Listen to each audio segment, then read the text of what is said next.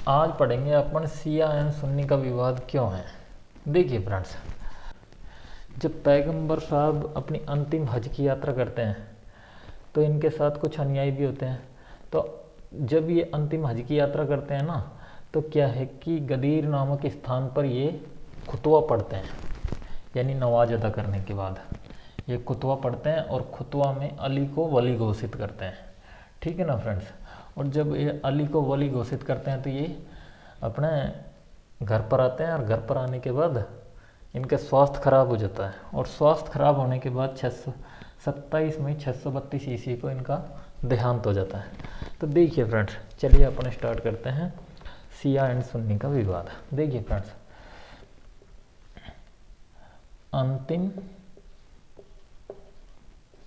हज की यात्रा, हज की यात्रा, जब ये अंतिम हज की यात्रा करते हैं तो इनके साथ कौन होते हैं? कुछ अनुयायी होते हैं, कुछ अनुयायी प्लस में पैगंबर साहब खुद, पैगंबर साहब। तो जब अंतिम हज की यात्रा करते हैं तो ये गदीर नामक स्थान पर, गदीर नामक स्थान पर नमाज अदा करते हैं, नमाज अदा करते हैं। जब ये नमाज अदा करते हैं तो नमाज अदा करने के बाद में ये खुतवा पढ़ते हैं, खुतवा। ये खुतवा पढ़ते हैं अली के नाम से, अली।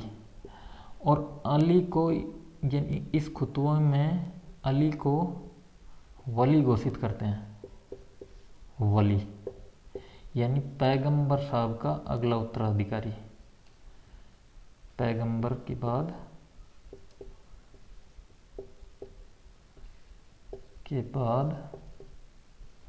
उनका उत्तराधिकारी, उनका उत्तराधिकारी। तो जब पैगंबर साहब अली को वली घोषित कर देते हैं तो देखिए फ्रेंड्स, जब ये हज की यात्रा पूर्ण कर लेते हैं और पूर्ण करने के बाद ये घर जाते हैं, तो घर जाने के बाद इनका स्वास्थ्य खराब हो जाता है और ये बीमार हो जाते हैं। और 27 मई 632 ईस्वी को इनका देहांत हो जाता है, पैगंबर साहब का, पैगंबर साहब का देहांत। देखिए फ्रेंड्स, अब पैगंबर साहब का दिलन लगे कि इनका उत्तराधिकारी बनेगा कौन? उत्तराधिकारी,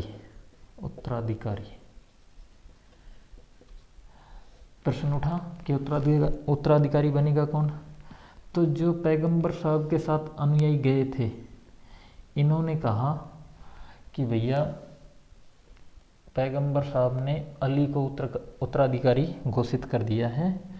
गदीर नामक स्थान में जब वो नमाज अदा करते हैं तो उस खुतबे में ये अली को वली घोषित कर देते हैं, ये अनुयायी कहते हैं। तो अली,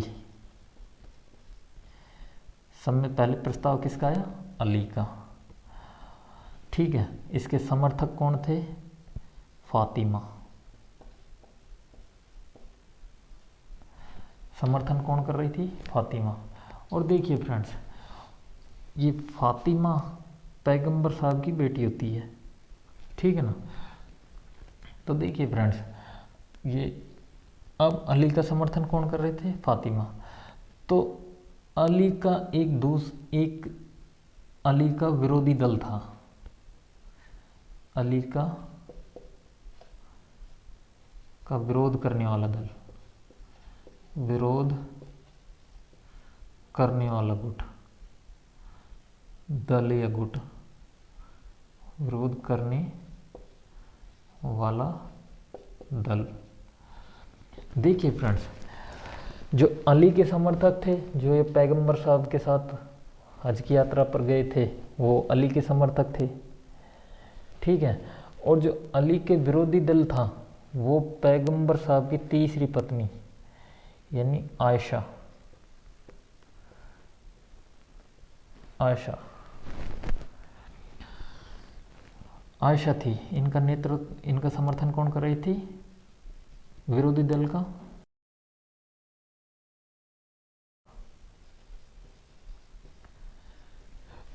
ठीक है ना फ्रेंड्स। देखिए फ्रेंड्स, अब पैगंबर साहब चाहते थे कि अली उत्तराधिकारी बने और आयशा जी चाहती थी कि अली उत्तराधिकारी ना बने। तो देखिए, तो अली के जो समर्थक लोग थे उन्हें क्या कहा गया? शियते ए अली या सियाए ए अली।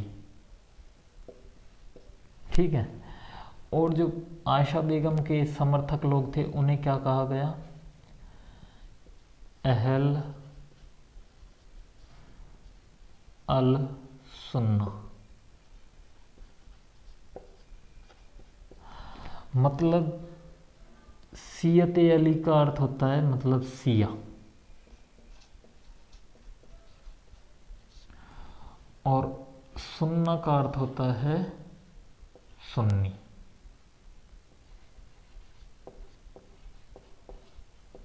देखिए फ्रेंड्स, अब ये दो गुटों में बट गए, सिया और सुन्नी। तो क्या हुआ कि आयशा बेगम ने कहा, जो पैगंबर साहब की तीसरी पत्नी थी, इन्होंने कहा देखिए जो पैगंबर साहब के प्रतिनिधि हैं, पैगंबर साहब के प्रतिनिधि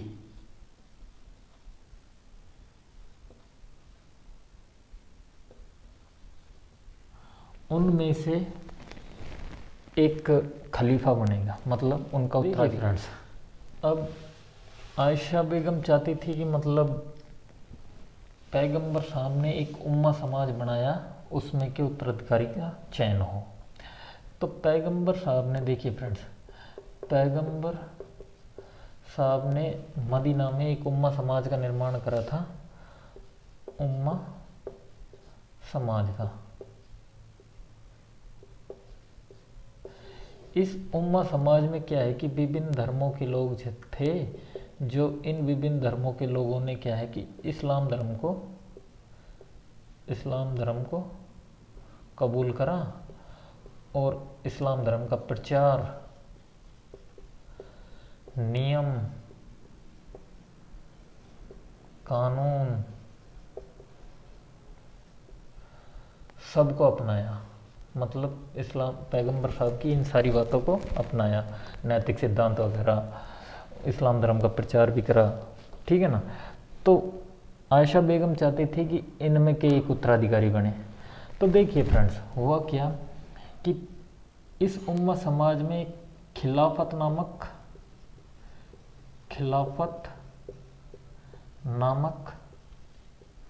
संस्था का निर्माण करा गया, संस्था का। और इस खिलाफत नामक संस्था का उद्देश्य था पैगंबर साहब का उत्तराधिकारी का चयन, पैगंबर साहब के उत्तराधिकारी का चयन करना। तो देखिए फ्रेंड्स, जो खिलाफत नामक संस्था का हेड हुआ ना, उसे कहा गया, हेड को अमीर अल मोमिनीन। ठीक है ना फ्रेंड्स। और इस अमीर अल मोमिनीन को ही क्या कहा गया? खलीफा। देखिए फ्रेंड्स, अब ये उम्मा समाज है, मान लो ये उम्मा समाज है, ये उम्मा समाज है, इसमें 100 लोग हैं। ठीक है। और इस 100 लोगों के हेड को क्या कहा इन्होंने, अमीर अल मोमिनीन, ठीक है। और इसे ही क्या कहा, खलीफा, यानी इन 100 लोगों के हेडों को क्या कहा, खलीफा, ठीक है ना, इसको खलीफा कहा। तो देखिए फ्रेंड्स, अब खलीफा का निर्माण हो गया। तो क्या है कि अब क्या है कि इस उम्मा समाज में 2 प्रतिनिधि उतरे, एक अली था और एक आयशा बेगम के पिता अबू बकर। तो इस उम्मा समाज में जैसे मान लो 100 लोग हैं, जिसके पास 51 वोट होंगे, 51 वोट होंगे, यानी जिसके समर्थक ज़्यादा वो विजेता, जो खलीफा बन जाएगा। तो देखिए फ्रेंड्स, जो प्रथम खलीफा हुए ना, जो प्रथम खलीफा हुए वो हुए अबू बकर, अबू बकर, जो 632 से 634 ईस्वी तक, ठीक है ना।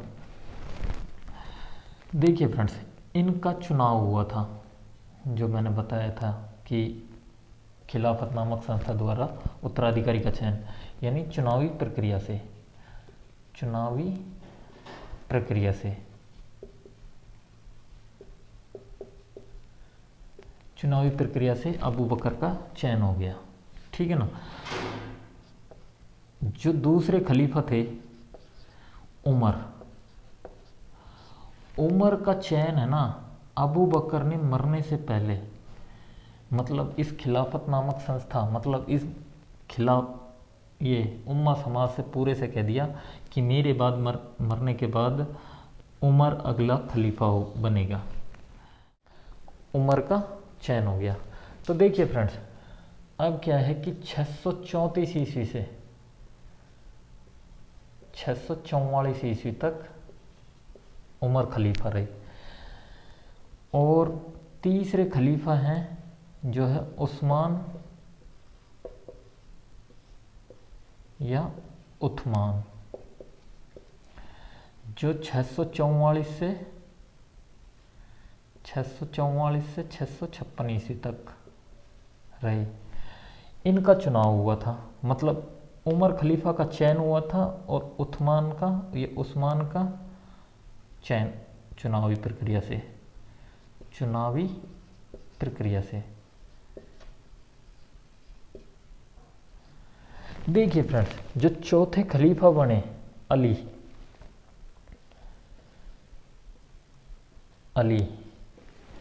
जो चौथे खलीफा बने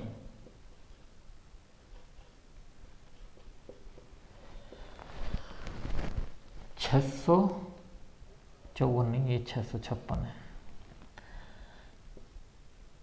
656 से 661 ईस्वी तक, ठीक है ना फ्रेंड्स।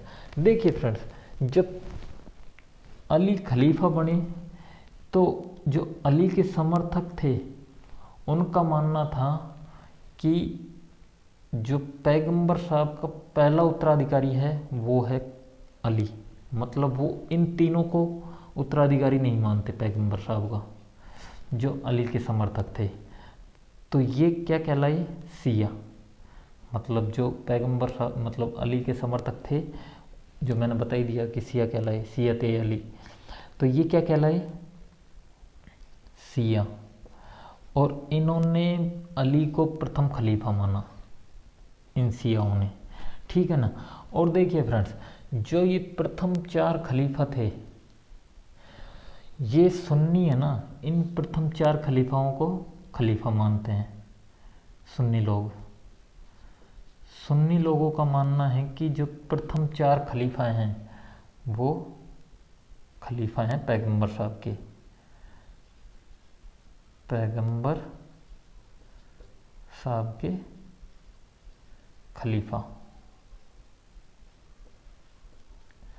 देखिए फ्रेंड्स, अब क्या है कि मतलब जो सुन्नी ये मानते थे कि जो प्रथम 4 खलीफा हैं वो तो हैं सुन्नी, मतलब सुन्नी के अनुसार ये पैगंबर साहब के क्या हैं, खलीफा।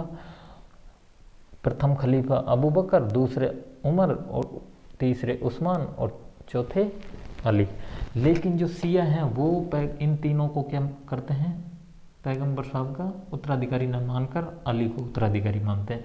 और देखिए फ्रेंड्स, इनका मानना था कि सुन्नियों का कि प्रथम जो 4 खलीफा हैं अबू बकर, उमर, उस्मान, अली, ये पैगंबर साहब के प्रतिनिधि हैं, ठीक है।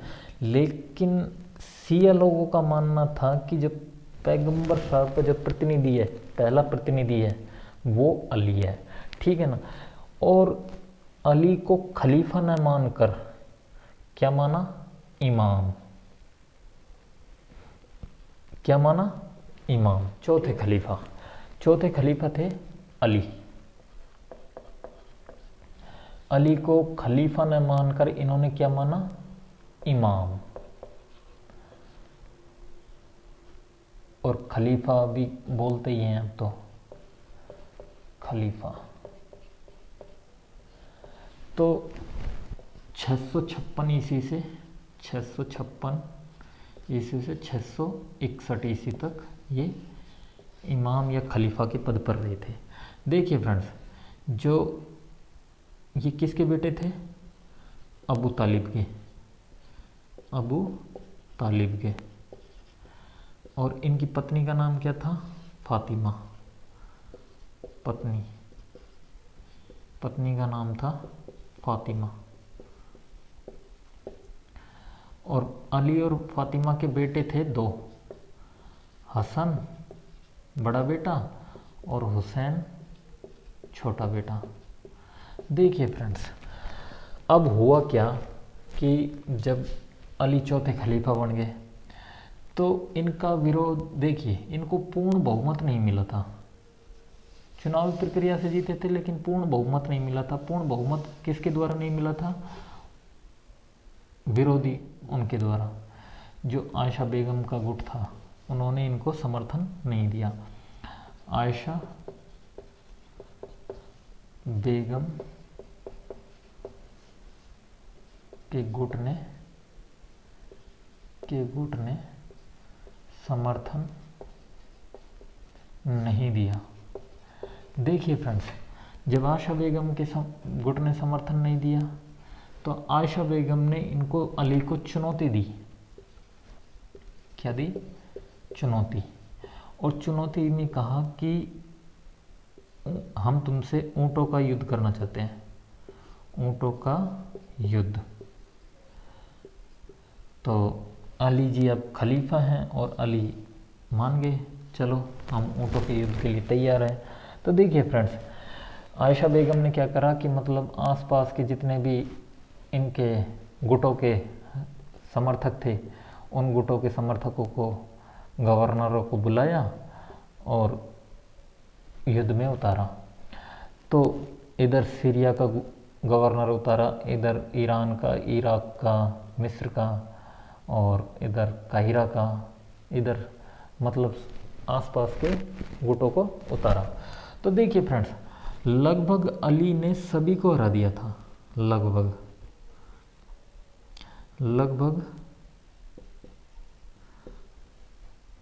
अली ने सभी ऊंटों के इन योद्धाओं को हरा दिया, परंतु अली एक योद्धा को नहीं हरा पाया, वो था मुआविया।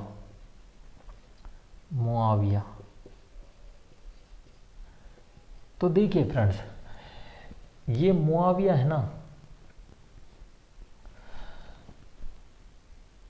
उस्मान का साला था, उस्मान का साला। और इस मुआविया ने अली पर आरोप लगाया, मुआविया ने अली के ऊपर आरोप लगाया, अली के ऊपर आरोप लगाया या कि तुमने जो उस्मान या उथमान की हत्या करने वालों को दंडित नहीं कराया या पकड़ा नहीं। उस्मान या उथमान की हत्या करने वालों को पकड़ा नहीं या दंडित नहीं किया, पकड़ा नहीं या दंडित नहीं किया। तो देखिए फ्रेंड्स, अब मुआविया ने आरोप लगा दिया अली के ऊपर कि भैया तुमने उस्मान या उस्मान को जो हत्यारे थे उनको पकड़ा नहीं और दंडित नहीं करा। तो अली का ये मुआविया का समर्थन कौन कर रही थी? आयशा बेगम। आयशा बेगम किसका वो थी? सुन्नी लोगों का, सुन्नी। और अली कौन थे? शिया। मैंने बताया था शियती अली, ठीक है, अहल अल सुन्ना, तो सुन्नी कहा गया। अली के ऊपर मुआविया ने आरोप लगाया कि तुमने उस्मान या उस्मान को नहीं पकड़ा, तो आयशा बेगम के इशारों पर मुआविया ने अली से युद्ध करने की ठानी। तो अली ने सिफ़न में, यानी मुआविया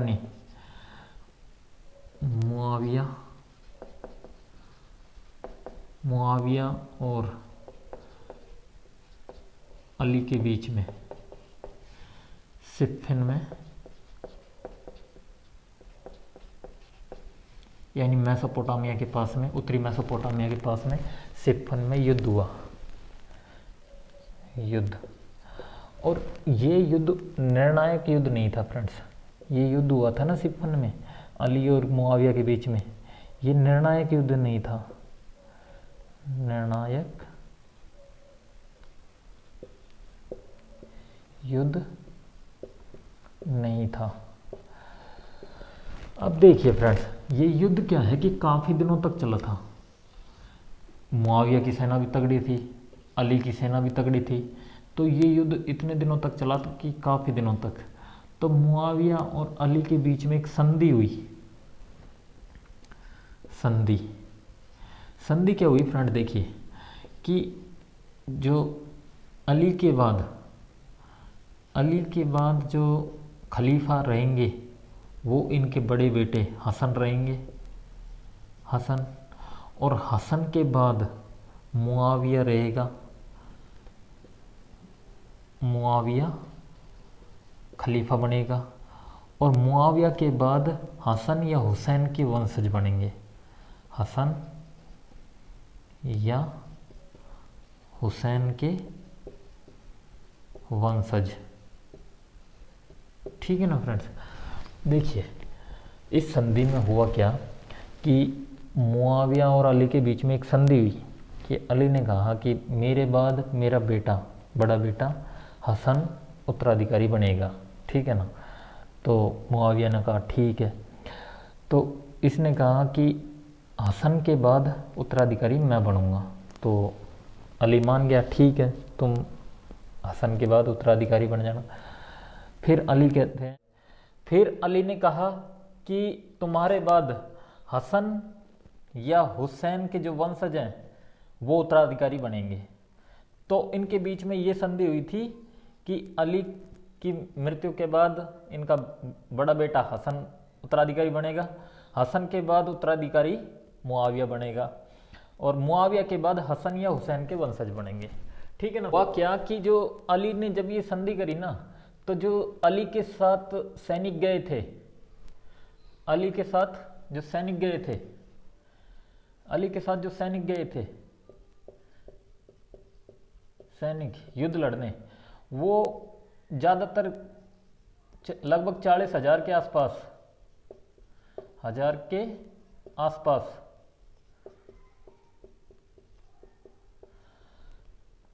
खिरजी थे, खिरजी।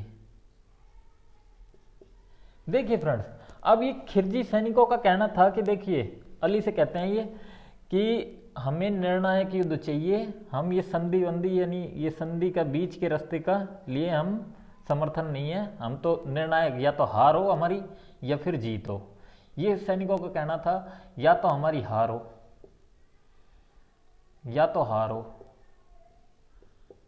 या जीत हो, पूर्ण रूप से जीत हो। हम ये संधि वंधि के रास्ते में हम इस रास्ते पर नहीं चलेंगे, मतलब इस बीच में हम नहीं पड़ेंगे। तो ये अली कहते हैं देखो अब तो संधि हो गई, अब तो आप मुकर नहीं सकते। तो ये खिलजी सैनिकों ने क्या है कि मतलब अली का साथ छोड़ दिया और विद्रोह कर लिया।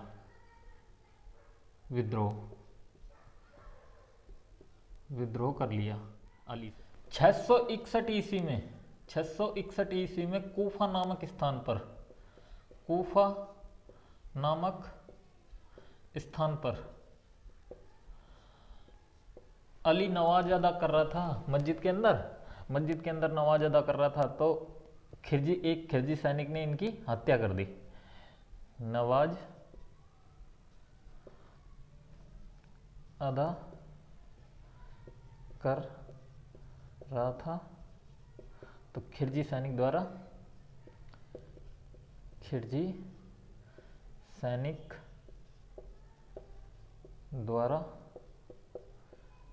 हत्या कर दी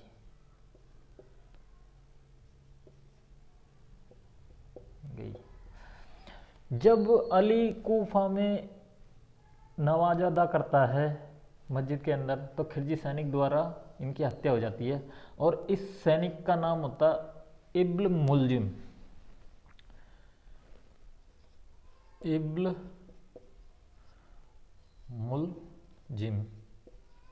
ठीक है ना फ्रेंड्स, क्या नाम होता है? इब्न मुलजिम। जो सैनिक हत्या करता है एक खिलजी सैनिक का नाम क्या होता है? इब्न मुलजिम। तो देखिए फ्रेंड्स, अब 661 ईस्वी में अली की मृत्यु हो गई थी, यानी हत्या कर दी गई। हत्या के बाद उत्तराधिकारी इनका बेटा हसन बना उत्तराधिकारी। हसन 661 ईस्वी में 661 ईस्वी में हसन उत्तराधिकारी बना। उत्तराधिकारी ये लगभग हसन मतलब 6 माह तक उत्तराधिकारी रहते हैं।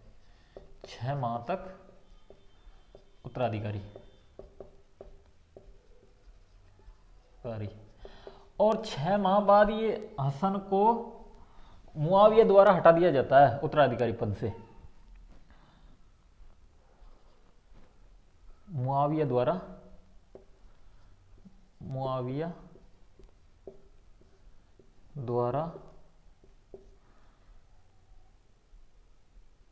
हसन को पद से हटा दिया जाता है। तो देखिए फ्रेंड्स, जब मुआविया ने हसन को उत्तराधिकारी पद से हटा दिया तो अब संधि के अनुसार हसन के बाद उत्तराधिकारी कौन बनेगा? हसन के बाद उत्तराधिकारी मुआविया बनेगा। तो उत्तराधिकारी मुआविया बन गया। उत्तराधिकारी मुआविया। देखिए फ्रेंड्स, जब मुआविया उत्तराधिकारी बनता है 661 से 680 ईस्वी तक, तो क्या है कि 680 के बीच में हसन की तो मृत्यु हो जाती है। मतलब जब अपने बेटे मुआविया मतलब जब ये 680 में जब ये अपने बेटे को उत्तराधिकारी घोषित करेंगे, उससे पहले क्या है कि हसन की तो मृत्यु हो जाती है। इस बीच में हसन की तो मृत्यु हो जाती है। और क्या है कि 680 में मुआविया अपने बेटे को उत्तराधिकारी बना देते हैं। बेटे को, उनका नाम होता है यजीद। देखिए फ्रेंड्स, अब संधि के अनुसार मुआविया के बाद कौन बनना था उत्तराधिकारी? संधि के अनुसार उत्तराधिकारी बनना था हसन। अब हसन की तो मृत्यु हो गई थी तो ये तो थे ही नहीं। हसन या हुसैन के वंशज। तो क्या है कि इन्होंने हुसैन को उत्तराधिकारी ना बनाकर इसने मुआविया ने अपने बेटे को उत्तराधिकारी घोषित कर दिया। जब मुआविया ने अपने बेटे को उत्तराधिकारी घोषित करा तो मुआविया ने ये यजीद ने क्या करा कि अगर मैंने मतलब संधि के अनुसार हुसैन उत्तराधिकारी घोषित होना चाहिए तो क्या है कि ये कहीं सिया लोग हैं जो विद्रोह ना कर दे, सिया लोग हैं जो विद्रोह ना कर दें, इसलिए 10 अक्टूबर 680 में करबला के मैदान में, करबला के मैदान में, करबला के मैदान में हुसैन की हत्या कर देते हैं, हुसैन की हत्या कर देते हैं, हत्या कर देते हैं। देखिए फ्रेंड्स, जब ये यजीद करबला के मैदान में हुसैन की हत्या कर देते हैं, तो हुसैन की हत्या करने के बाद ये यजीद है ना, हुसैन के परिवार को, हुसैन के परिवार लोगों को, परिवार लोगों लगभग 70 लोगों को मार देते हैं, लगभग 70 लोगों को, यदि यजीद हुसैन के परिवार लोगों को 70 लोगों को मार देते हैं। और इन 70 लोगों में हुसैन का 6 माह का पुत्र भी मारा जाता है, 6 माह का बेटा, बेटे को भी, 6 माह के बेटे को भी मार देते हैं, कि इसी कारण से कि उत्तराधिकारी का ये हुसैन के वंशज के पास नहीं जाना चाहिए। तो देखिए फ्रेंड्स, क्या हुआ, सिया लोग नाराज हुए इनसे। अब क्या है कि सिया लोग इनसे नाराज हुए, यानी मुआविया किसका वो था समर्थक, सुन्नी लोगों का, सुन्नी लोगों का। आयशा बेगम, ये पैगंबर साहब की तीसरी पत्नी थी, उनके समर्थक थे ये मुआविया और मुआविया के बेटे। तो ये क्या है, सिया और सुन्नी में मतभेद और भी ज़्यादा बढ़ गया, ये इस यजीद को उत्तराधिकारी बनाने के कारण। फिर इसने हुसैन की हत्या कर दी, फिर उसके कारण हुसैन ने हुसैन के परिवार लोगों की हत्या कर दी, यहाँ तक 6 माह के बेटे की भी हत्या कर दी। तो इनमें मतभेद इतना ज़्यादा बढ़ गया, बहुत ज़्यादा इनमें मतभेद बढ़ गया, सिया एवं सुन्नी में। देखिए फ्रेंड्स, सिया एवं सुन्नी में मतभेद बढ़ने के 2 कारण थे, जो मैं समझा भी चुका हूं, अगर नहीं याद है तो मैं दोबारा बता देता हूं। कि जो प्रथम कारण था कि पैगंबर साहब ने उत्तराधिकारी अली को घोषित करा था, अली को प्रथम उत्तराधिकारी ना चुनकर अबू बकर को उत्तराधिकारी चुनना, पहला कारण तो ये था सिया और सुन्नी का। फिर उसके बाद मुआविया द्वारा अपने बेटे को यजीद को उत्तराधिकारी घोषित करना, और दूसरा कारण ये था। और फिर इन्होंने मतलब हुसैन के परिवार लोगों को और 6 माह तक के बेटे को भी मार डाला था। देखिए फ्रेंड्स, ये सिया और सुन्नी है ना, एक चीज और बताता हूं। देखिए फ्रेंड्स, ये सिया और सुन्नी है ना, दोनों मानते पैगंबर को उतना ही है। मतलब जितने सिया लोग मानते हैं, ये सिया लोग तो हैं, देखिए फ्रेंड्स, ये खून के रिश्तेदार हैं, यानी खून का रिश्ता है सिया लोगों से। और जो सुन्नी लोग हैं, वो लोग हैं जो इस्लाम धर्म को मानने वाले हैं, जिन्होंने इस्लाम धर्म कबूल कर लिया था। यहूदी हैं, ईसाई हैं, खाना बदोश कबीले हैं, जिन्होंने इस्लाम धर्म को मान लिया था। जो ये सुन्नी लोग तो वो हैं जिन्होंने इस्लाम धर्म को मान लिया था, और सिया लोग वो हैं जो पैगंबर साहब के खून के रिश्ते हैं, ठीक है ना। तो देखिए फ्रेंड, अब हुआ क्या कि मतलब सिया और सुन्नी दोनों में बट गए। बटने के बाद जो हुसैन की जब हत्या हुई थी करबला में, करबला के मैदान में, तो जो प्रथम महीने का में जो इनका त्योहार होता है मुसलमानों का, प्रथम महीने में जो त्योहार होता है, त्योहार वो होता है मुहर्रम। और मुहर्रम किसकी याद में मनाया जाता है? ये हुसैन की याद में, जो करबला के मैदान में मारा गया था। ध्यान रखना फ्रेंड्स, ये प्रथम महीने में जो, और ये कौन लोग मनाते हैं? ये सिया लोग मनाते हैं, सिया, सुन्नी नहीं मनाते, ध्यान रखना, सुन्नी नहीं मनाते, सिया लोग मनाते हैं। ठीक है ना friends. Thank you friends, thank you for watching.